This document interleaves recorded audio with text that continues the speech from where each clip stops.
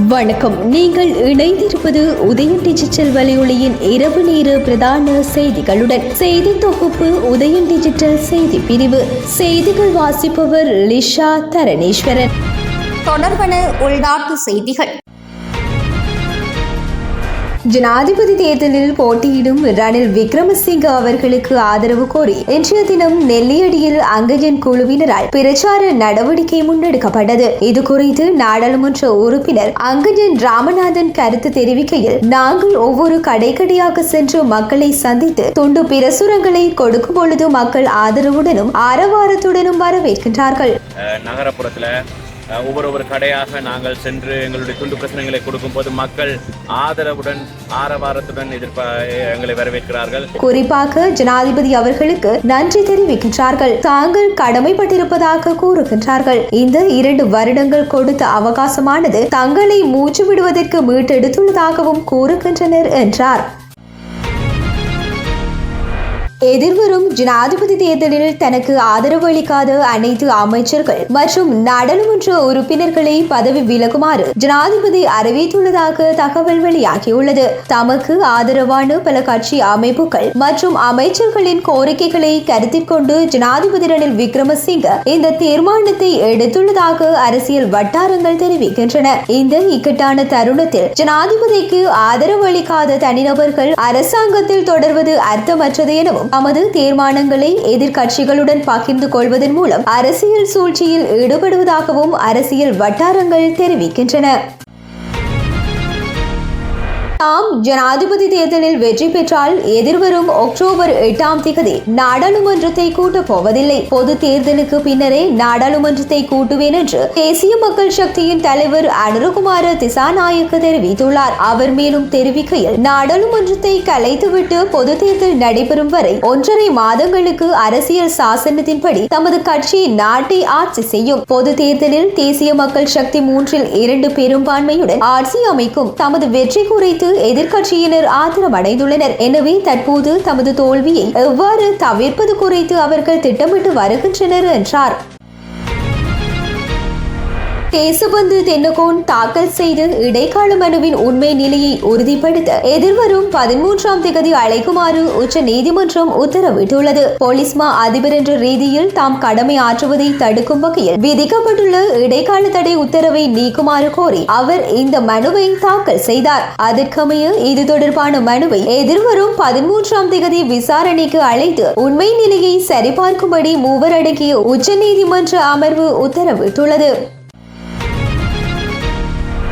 சுகாதார அமைச்சின் கீழ் பணியாற்றும் மருத்துவ அதிகாரிகளின் கட்டாய ஓய்வு வயது 63ஆக திருத்தம் செய்யப்பட்டுள்ளது. ஓய்வூதிய சட்டத்தின் உரிய விதிகளை திருத்துவதற்கு அமைச்சரவையின் அங்கீகாரம் வழங்கப்பட்டுள்ளதாக சுகாதார அமைச்சின் செயலாளர் பாலித மகிபால தெரிவித்துள்ளார். இதன்படி சுகாதார அமைச்சின் கீழ் பணியாற்றும் மருத்துவ நிபுணர்கள், அனைத்து தர மருத்துவ அதிகாரிகள், விசேட பல் சத்திர சிகிச்சை நிபுணர்கள், அனைத்து பல் சத்திர சிகிச்சை நிபுணர்கள், அனைத்து நிர்வாக தர மருத்துவ அதிகாரிகள் மற்றும் அரசு பதிவு மருத்துவ அதிகாரிகளின் கட்டாய ஓய்வு வயது 63ஆக மாற்றி அமைக்கப்பட்டுள்ளது.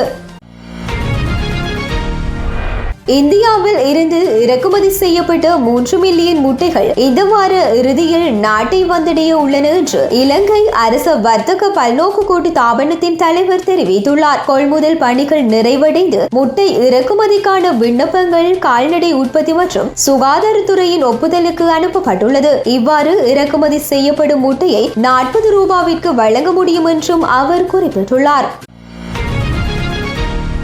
பொலன்னறுவை ஜயந்திபுர 23ஆம் தூண் பகுதியில் நேற்று இரவு வேனும் லொரியும் மோதியதில் இடம்பெற்ற விபத்தில் இந்திய பிரஜை உட்பட 8 பேர் காயம் அடைந்துள்ளதுடன் ஒருவர் உயிரிழந்துள்ளார். பொலன்னறுவையில் இருந்து மின்னேரியா நோக்கி பயணித்த வேன் அரிசி ஏற்றி சென்ற லொரியொன்று வீதியோரத்தில் நிறுத்தி வைக்கப்பட்டிருந்த நிலையில் இந்த விபத்து இடம்பெற்றுள்ளது. உயிரிழந்தவர்கள் உட்பட இந்திய பிரஜைகள் இந்நாட்டில் உள்ள தனியார் நிறுவனம் ஒன்றில் பணிபுரிய வந்தவர்கள் எனவும் அவர்கள் தங்குமிடத்திற்கு செல்லும் போதே இந்த விபத்திற்கு முகம் முகம் கொடுத்துள்ளனர் எனவும் தெரிவிக்கப்படுகின்றது. வேகமாக வந்த வேன் லொரியின் பின்புறம் மோதியதில் சாரதி இருக்கைக்கு அருகில் அமர்ந்திருந்த இந்தியர் உயிரிழந்தார். தற்போது சாரதி உட்பட அனைவரும் படுகாயங்களுடன் பொலன்னறுவை பொது மருத்துவமனையில் சிகிச்சை பெற்று வருகின்றனர். லோரி மற்றும் சாரதி பொலன்னறுவை போலீசாரால் கைது செய்யப்பட்டுள்ளதுடன் அவர்கள் இன்று பொலன்னறுவை நீதிவான் நீதிமன்றில் ஆஜர்படுத்தப்பட்டுள்ளனர். தொடர்பான இந்திய செய்திகள். இந்தியா கர்நாடக மாநிலம் ஐதராபாத்தில் உள்ள ஐஸ்கிரீம் கடையொன்றில் மதுபானங்களை கலந்து தயார் செய்யப்படும் ஐஸ்கிரீம் வகைகளை விற்பனை செய்து வரும் நிலையில் இவ்விடயம் போலீசாரின் கவனத்துக்கு சென்றது. ஐஸ்கிரீம் கடைக்கு சென்ற உணவு பாதுகாப்புத்துறை அதிகாரிகள் நடாத்திய சோதனையில் ஐஸ்கிரீமில் மதுபானம் கலந்து விற்பனை செய்தமை உறுதி செய்யப்பட்டது. சரத் சந்திரா ரெட்டி என்பவர் நடத்தி வந்த ஐஸ்கிரீம் கடையில் 1 கிலோ ஐஸ்கிரீமில் 60 ml விஸ்கி என்ற வீதத்தில் கலந்து விற்பனை செய்யப்பட்டுள்ளது. இதில் 11.5 கிலோ எடை கொண்டு 23 விஸ்கி கலந்து ஐஸ்கிரீம்கள் கைப்பற்றப்பட்டன. இது சட்டப்படி குற்றம் என்றும் இது தொடர்பில் கடை உரிமையாளருடன் சேர்த்து 3 கைது செய்யப்பட்டுள்ளதாகவும் போலீசார் தெரிவித்துள்ளனர். கர்நாடக மாநிலம் சித்ரதுர்கா மாவட்டத்தில் தாயின் புகாரை போலீசார் ஏற்க மறுத்த விரக்தியில் வட்டாட்சியரின் வாகனத்தை பிருத்விராஜ் என்பவர் பெட்ரோல் ஊற்றி தீ வைத்து எரித்துள்ளார். இதனை பார்த்து அதிர்ச்சி அடைந்த அதிகாரிகள் உடனடியாக தீயை அணைத்ததுடன் சம்பவ இடத்திற்கு வந்த போலீசார் பிருத்விராஜை கைது செய்தனர். அவர் மீது அரசு சொத்துக்களை சேதப்படுத்தல், வாகனத்தை சேதப்படுத்தல் உள்ளிட்ட பல பிரிவுகளில் வழக்கு பதிவு செய்யப்பட்டுள்ளது. பெங்களூரில் உள்ள தனியார் நிறுவனத்தில் பணிபுரியும் பிருத்விராஜ் கடந்த ஜூலை மாதம் காணாமல் போனதாக அவரது தாயார் போலீசாரிடம் புகார் அளிக்க சென்றுள்ளார். ஆனால் அவரது புகாரை போலீசார் ஏற்கவில்லை. பின்னர் வீட்டுக்கு திரும்பிய பிருத்விராஜ் ஜூலை 23 அன்று தனது தாயாரின் புகார் தொடர்பாக போலீசாரிடம் பேசுவதற்கு சென்றுள்ளார். மேலும் ஆகஸ்ட் 14ஆம் தேதி விதான சௌதா அருகே மோட்டார் சைக்கிளுக்கு தீ வைத்ததற்காக பிருத்விராஜ் மீதும் போலீசார் வழக்கு பதிவு செய்துள்ளனர். தொடர்பான உலக செய்திகள். 1961ஆம் ஆண்டுக்கு பிறகு சீனா தனது வெப்பமான ஆகஸ்ட் மாதத்தை இவ்வாண்டு பதிவு செய்ததாக அந்நாட்டு தேசிய வானிலை ஆய்வு நிலையம் தெரிவித்துள்ளது. இவ்வாண்டு சீனாவின் வடக்கு மற்றும் மேற்கு பகுதிகள் கடுமையான வானிலை வெப்ப அலைகள் ஆகியவற்றால் பாதிக்கப்பட்டன. கரியமில வாயுவை வெளியேற்றுவதில் சீனா முன்னணியில் உள்ளது என ஆய்வாளர்கள் கூறுகின்றனர். இதனால் உலகளாவிய பருவநிலை மாற்றம், தீவிர வானிலை நிகழ்வுகள், இயற்கை சீற்றங்கள் அடிக்கடி ஏற்படுவதாக கூற கரிம வாயு வெளியேற்றத்தை 2030ஆம் ஆண்டுக்குள் உச்சத்திற்கு கொண்டு வந்து பின்னர் 2060ஆம் ஆண்டுக்குள் அதை நிகர பூஜ்ஜியத்திற்கு கொண்டு வரவும் சீனா உறுதி பூண்டுள்ளது. இவ்வாண்டு ஆகஸ்ட் மாதத்தில் சீனா நீடித்த அதிக வெப்பநிலையை அனுபவித்தது என அந்நாட்டு வானிலை துறை தெரிவித்துள்ளது. ஆகஸ்ட் மாதத்தில் தேசிய சராசரி வெப்பநிலை 22.6 டிகிரி செல்சியஸாக பதிவானது. இது சராசரியாக ஆகஸ்ட் மாதத்தில் பதிவாகும் வெப்பநிலையை விட 1.5 டிகிரி செல்சியஸ் அதிகம் என சீனாவின் தேசிய பருவநிலை மையத்தின் இணை இயக்குனர் டாக்டர் ஜியா சியாலாங் கூறியுள்ளார். மும்பையில் இருந்து ஜெர்மனியின் பிராங்க்பர்ட் நகருக்கு விஸ்தாரா ஏர்லைன்ஸ் விமானம் இயக்கப்பட்டது. இந்த நிலையில் பாதுகாப்பு காரணங்களுக்காக துருக்கிக்கு திருப்பி விடப்பட்டது. அங்கு பத்திரமாக தரையிறக்கப்பட்டுள்ளது. இது தொடர்பாக விஸ்தாரா ஏர்லைன்ஸ் நிறுவனம் தனது எக்ஸ் தளத்தில் பிராங்க்பர்ட் நகருக்கு சென்ற விமானம் பாதுகாப்பு காரணங்களுக்காக துருக்கியில் தரையிறக்கப்பட்டுள்ளது என தெரிவித்துள்ளது.